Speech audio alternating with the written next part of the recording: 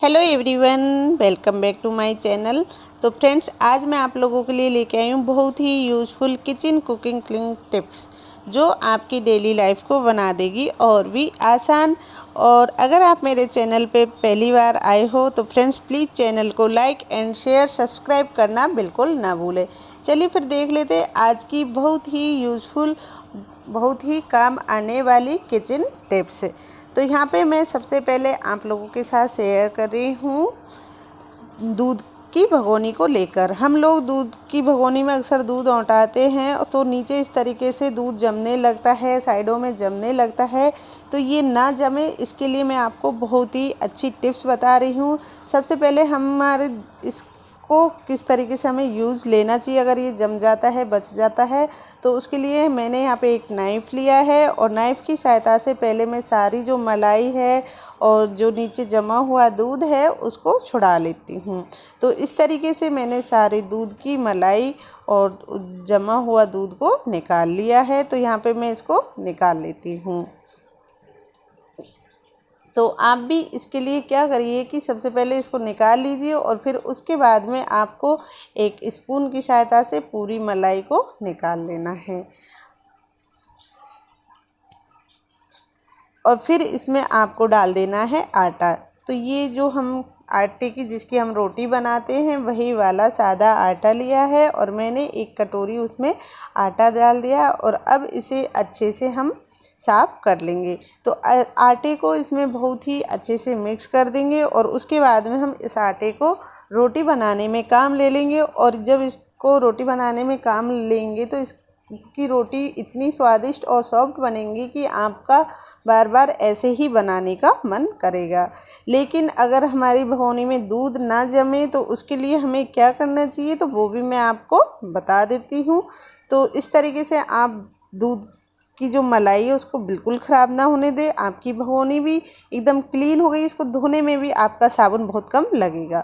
चलिए फिर बता देती हूँ आगे दूध किस तरीके से हमें रखना चाहिए। हमें सबसे पहले भगोनी लेनी चाहिए और इसको हमें पानी से धुल लेनी चाहिए और उसके बाद में फिर इसमें हमें पानी कर देना चाहिए। और इस तरीके से चारों तरफ जब पानी फैला लिया है तो उसके बाद में फिर हमें इसमें पानी फेंक दिया और फिर दोबारा पानी किया है और पानी करने के बाद में फिर मैंने इसमें दूध को छान दिया है। हाँ फ्रेंड्स, सबसे पहले हमें भगोनी में पानी करना है और उसके बाद में फिर दूध डालना है। पानी हमें ज़्यादा नहीं करना, थोड़ा सा ही पानी करना है, जिससे क्या होगा कि भगोनी गीली हो जाएगी और भगोनी में पानी होने की वजह से डायरेक्ट जो दूध जाता है वो जमेगा नहीं। अब आप इसको गर्म करिए, खूब औटाइए, आपका दूध बिल्कुल भी नहीं जमेगा, बिल्कुल भी नहीं जमेगा। आप बहुत आरामी से धीमी आंच पे दूध को रख दीजिए। तो ये थी मेरी दूध को लेकर टिप्स। आई होप आपको पसंद आई हो। ये मैं लेके आई हूँ कैंची से लेकर। कई बार हमारी कैंची रगड़ों के कारण ख़राब हो जाती है और ये सही से काम नहीं करती है। तो हम बाहर लेके जा नहीं पाते हैं कोई कारणवश हम सही कराने के लिए। तो घर पे ही हम इसकी धार को पैनी कैसे करें तो उसके लिए हमें सबसे पहले लेना है जूना। आप कोई भी जूना ले लीजिए, ज़रूरी नहीं कि आप नया ही जूना लें।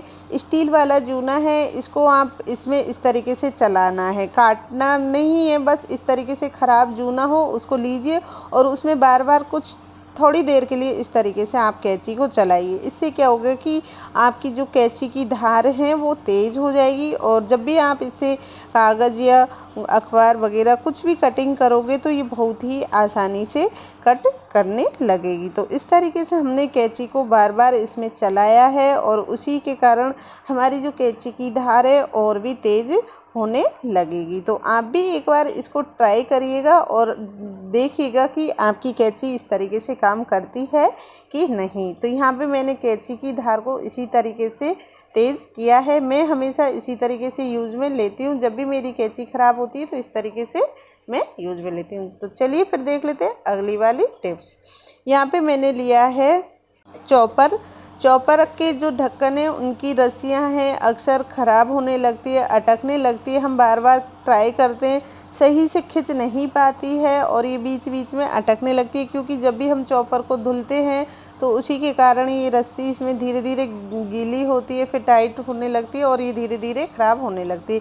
तो ये ख़राब ना हो उसके लिए मैं आपको बहुत ही अच्छा आइडिया बता रही हूँ। तो आपको क्या करना है, यहाँ पे लेनी है वैसलीन, और जो ये चॉपर की वैसलीन है थोड़ी सी लेनी है, ज़्यादा नहीं लेनी है। अगर आपको आपके हिसाब से ले सकते हो, तो इस तरीके से इसको धीरे धीरे खींचिएगा। और मेरा कुछ ज़्यादा ही अटकता था चॉपर, तो फिर मैंने वैसलीन लगाई।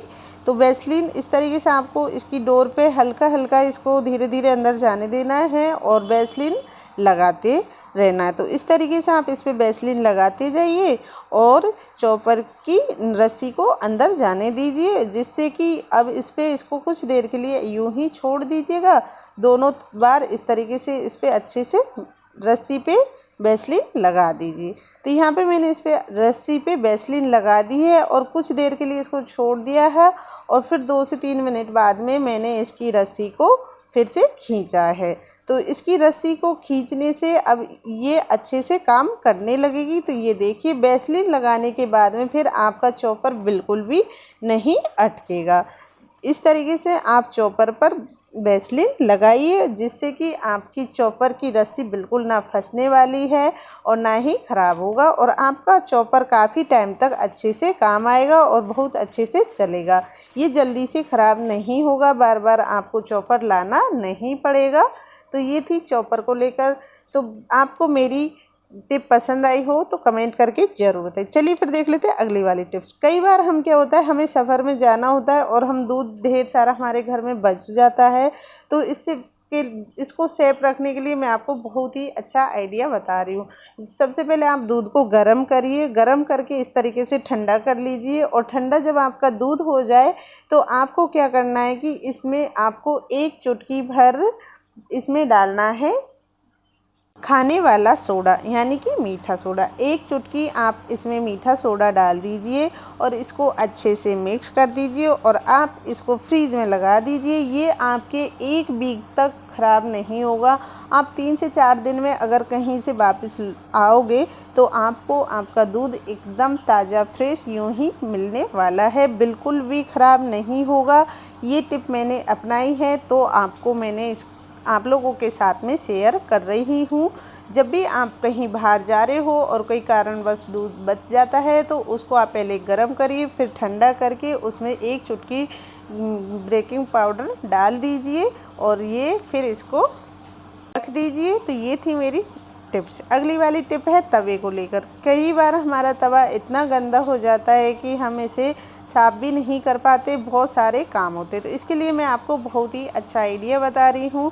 यहाँ पे लेना है 1 इनो।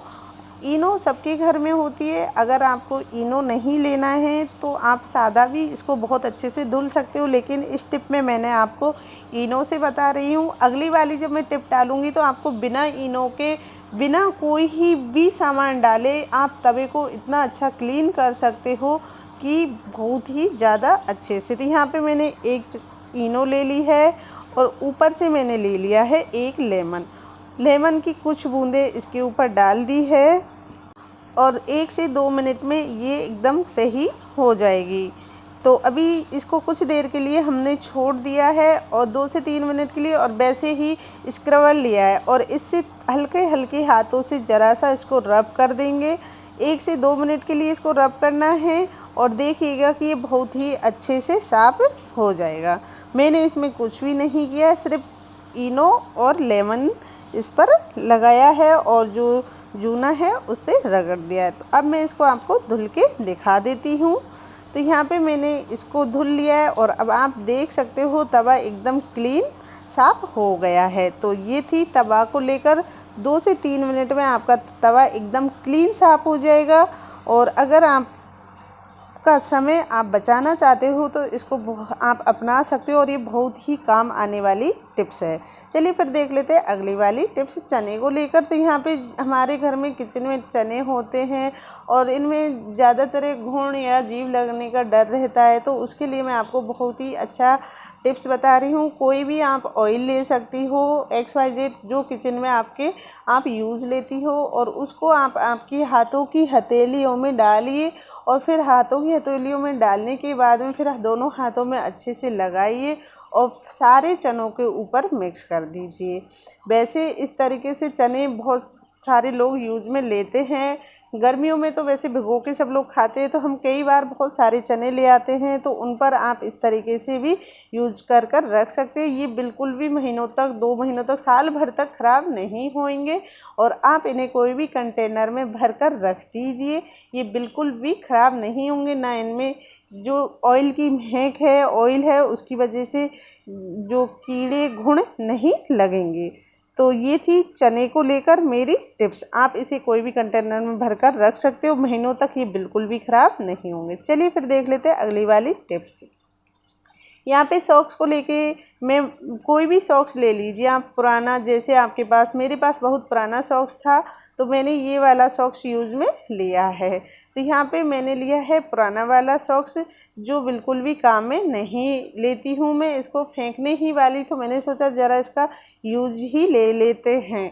तो मैंने यहाँ पे सॉक्स लिया है और फिर ले लेती हूँ मैं फूल झाड़ू। तो हाँ फ्रेंड्स, यहाँ पे मैंने फिर फूल झाड़ू लिया है और फूल झाड़ू को मैं सॉक्स से पहना देती हूँ। तो इस तरीके से फूल झाड़ू के ऊपर से हम सॉक्स को पहना देंगे। तो यहाँ पे मैंने सॉक्स के ऊपर अच्छे से फूल झाड़ू को पहना दिया है। अब फूल झाड़ू के ऊपर सॉक्स पहनाने के बाद में फिर मैं इस पर रस्सी बांध देती हूँ। आप कोई भी रबड़ लगा दीजिए या रस्सी बांध दीजिए, जैसे आपको ठीक लगे उस तरीके से आप इसको एक जगह अच्छे से फिट कर दीजिए। तो यहाँ पे मैंने रस्सी बांध दी है। तो रस्सी बांधने से क्या होगा कि सॉक्स इधर उधर जाएगा नहीं और ना ही निकलेगा। तो आप भी इसी तरीके से कोई भी रस्सी या रबर बैंड इसके ऊपर फिक्स कर दीजिए और हल्का सा गीला कर फिर इसको आपके जो बेड है, अलमारी है और सोफ़ा है, उनके नीचे से आप सारी जो गंदगी मिट्टी रह जाती, क्योंकि फूल हम झाड़ू लगाते हैं लेकिन झाड़ू से मिट्टी नहीं आती है, तो इससे हल्का गीला करने से क्या है कि सारी मिट्टी को अपने सोख के ले आएगा और जितनी भी गंदगी होगी सब इसके साथ में आ जाएगी। तो आप भी इसी तरीके से आपके घर में सोफ़ा, बेड, फर्नीचर जिनके भी नीचे यहाँ अलमारी है, शोकेट है, सबके नीचे से बहुत अच्छे से साफ कर ले आएगा। जैसे अलमारी हो गई जिनके नीचे हमारे हाथ नहीं पहुँच पाते, हमें उठने बैठने में दिक्कत होती है बार बार, तो आप इससे खड़े खड़े ही बहुत अच्छे से साफ कर सकते हो और सारा कचरा अच्छे से निकाल सकते हो। तो ये थी मेरी आज की टिप एंड ट्रिप्स। तो आप लोगों को इनमें पहले से कौन सी टिप पता थी, कौन सी आप पहले से ही जानते थे, कमेंट करके बिल्कुल ज़रूर बताइएगा। और आज की आपको मेरी टिप एंड ट्रिप्स कैसी लगी कमेंट करना बिल्कुल ना भूलें। और अगर आप मेरे चैनल पे नए हो तो चैनल को सब्सक्राइब एंड शेयर करना बिल्कुल ना भूलें। फिर मिलूँगी नेक्स्ट वीडियो में। Take care. राधे।